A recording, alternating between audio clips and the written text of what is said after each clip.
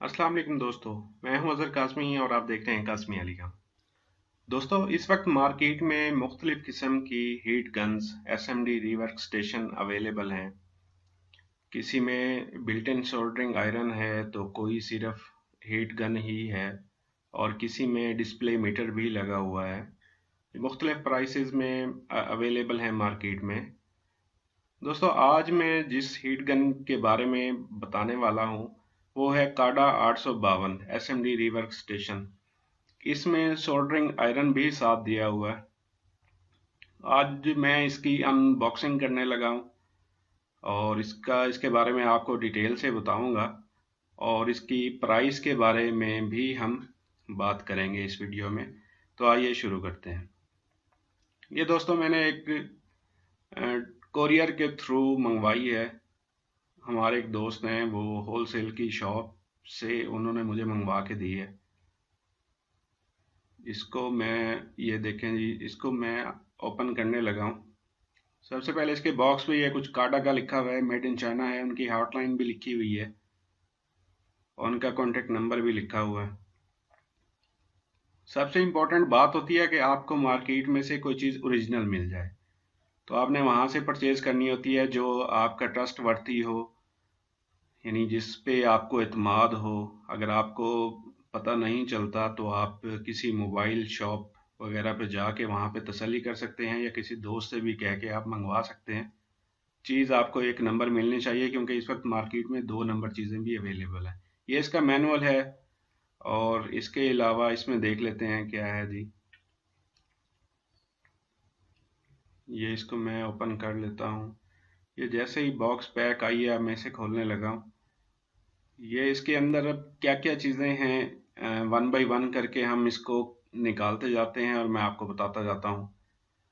सबसे पहले ये सोल्डरिंग आयरन के लिए, काविये के लिए स्टैंड है और इसमें स्पॉन्ज भी लगा हुआ है बिट को साफ करने के लिए। और इसके अलावा ये इसका गन का होल्डर है, ब्रैकेट कह सकते हैं, होल्डर कह सकते हैं, जिस पे हमने गन को रखना है।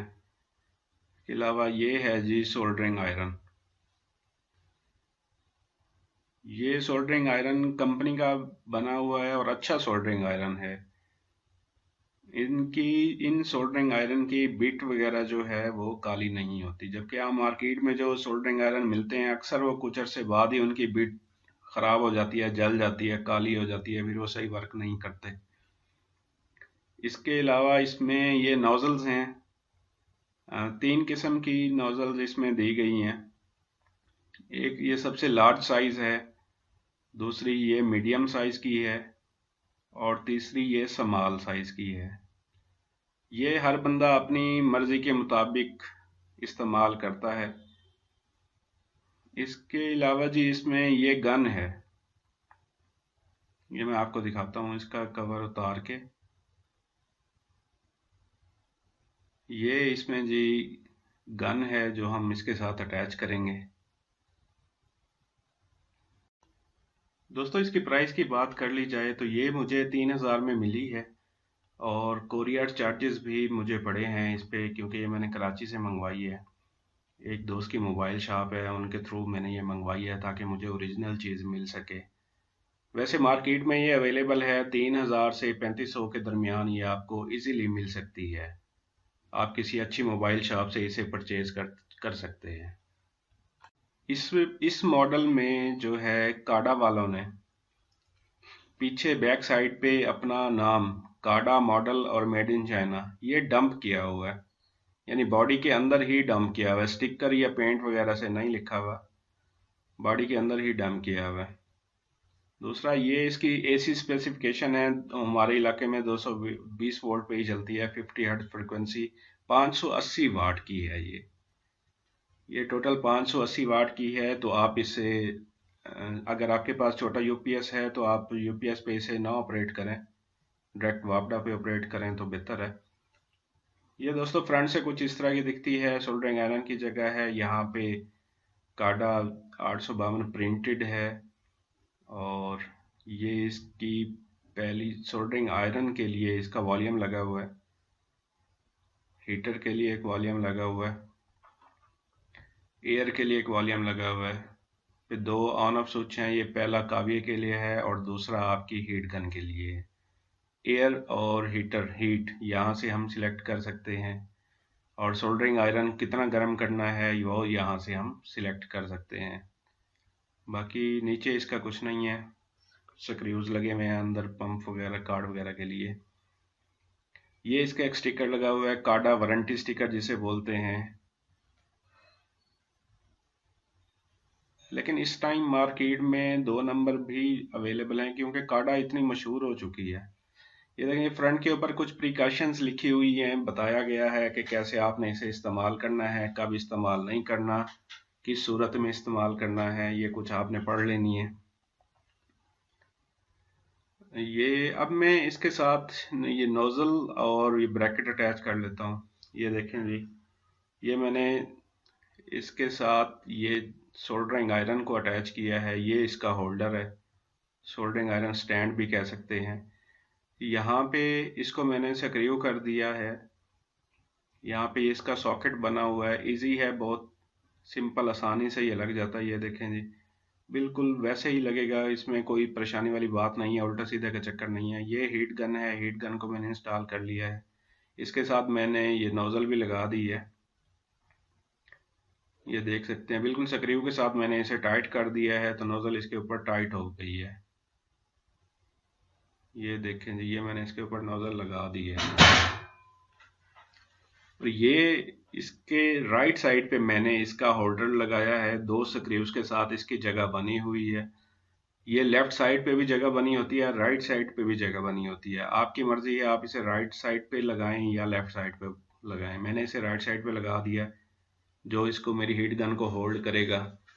सोल्डरिंग आयरन की बात करें तो इस सोल्डरिंग आयरन, पहले जैसे मैंने बताया, काफ़ी अच्छा सोल्डरिंग आयरन होता है, और इसकी बिट काफ़ी अरसा चलती है।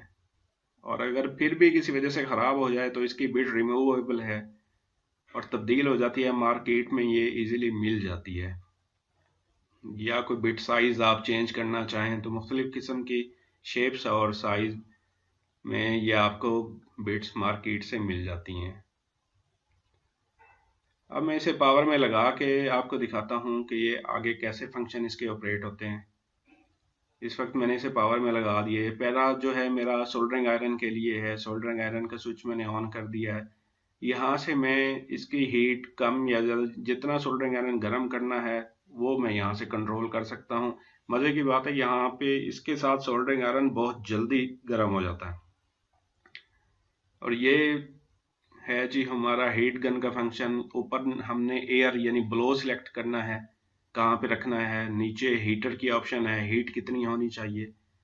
ये हर बंदा अपनी मर्जी से ही सिलेक्ट करता है, और काम पे डिपेंड करता है कि आप लोग काम क्या कर रहे हैं, उस वक्त एसएमडी पे काम कर रहे हैं, क्या काम कर रहे हैं, कितना बारीक काम है, उसके हिसाब से ही हर बंदे की अपनी ही सेटिंग होती है। ये बंदा जब इस्तेमाल करता है तो वो सीख जाता है। इसका मैंने स्विच ऑफ किया हुआ है, लेकिन फिर भी इसमें से ब्लो जो है, एयर जो है निकल रही है। उसकी वजह ये है कि ये कुछ देर इसको ठंडा करेगा। इसमें टाइमर लगा होता है, टाइमर इसे ठंडा करेगा, ब्लो निकलती रहेगी। इसका एलिमेंट जब तक ठंडा नहीं हो जाता, नॉर्मल नहीं हो जाता, फुल ठंडा तो नहीं होगा, नॉर्मल। जब इसका एलिमेंट नॉर्मल कंडीशन में आ जाएगा, हीट कम हो जाएगी, ये ऑटोमेटिकली ऑफ हो जाएगी। तो इसके ऑफ होने का वैसे ही वेट करना ज़रूरी नहीं है, खुद ब खुद हो जाती है, लेकिन ऐसा करना ज़रूरी है ताकि इसका एलिमेंट ख़राब ना हो। और इसका एलिमेंट कोई मसला नहीं है, अगर ख़राब भी हो जाए, इस्तेमाल के साथ साथ, टाइम के साथ साथ अगर एलिमेंट ख़राब हो जाता है तो इसका एलिमेंट तब्दील भी हो जाता है और मार्केट में इजीली अवेलेबल है। आप दोस्तों ने परेशान नहीं होना। हर बंदा अपनी पसंद की हीट गन लेता है, और किसी पे पाबंदी नहीं है कि ये वाली हीट गन लें। बहरहाल मैंने इस वक्त ये वाली हीट गन ली है, पहले मैं दूसरी इस्तेमाल कर रहा था, तो मैंने सोचा आपके साथ भी शेयर कर दूं। ये थी दोस्तों आज की वीडियो। उम्मीद करता हूँ बहुत सारे दोस्तों के लिए, नए दोस्तों के लिए हेल्पफुल रहेगी। अगर आपको ये मेरी वीडियो पसंद आई हो तो लाइक ज़रूर कीजिएगा।